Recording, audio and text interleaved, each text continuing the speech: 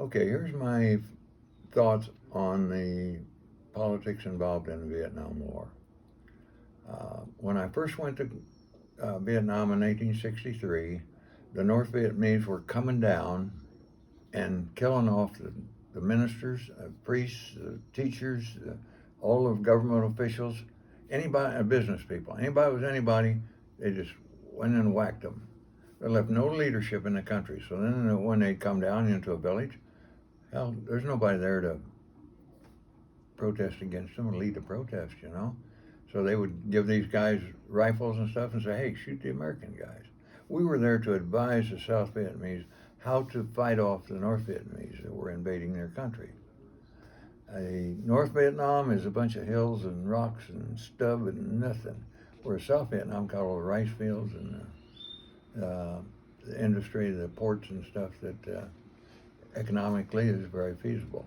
And North Vietnamese wanted to overrun that and take it over. So then they built up and built up. I was there as an advisor flying with South Vietnamese helicopter pilots, teaching them how to go into zones and what to look for and what have you, navigate and do other stuff. So that was a training period for the Vietnamese. Then it started escalating. I left there in January of '64, went back to the air group in Okinawa. And that's when the big push really started. They started coming down the Ho Chi Minh Trail by the thousands and thousands. Well, instead of looking at this like, here's North Vietnam, here's South Vietnam, these guys are coming across the border here, let's stop them at the border.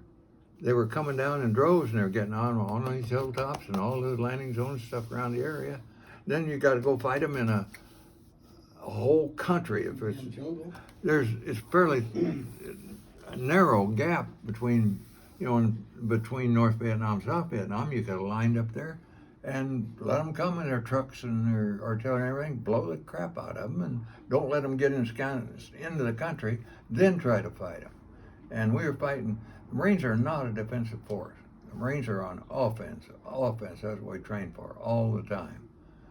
Get out of your trenches and go get them. Don't sit around on your butts, Well, that was not to be. Like Quezon, we were there just to defend the perimeter right there in that one hilltop. That's not what we're for. We should have been out in the field 100%. Yeah.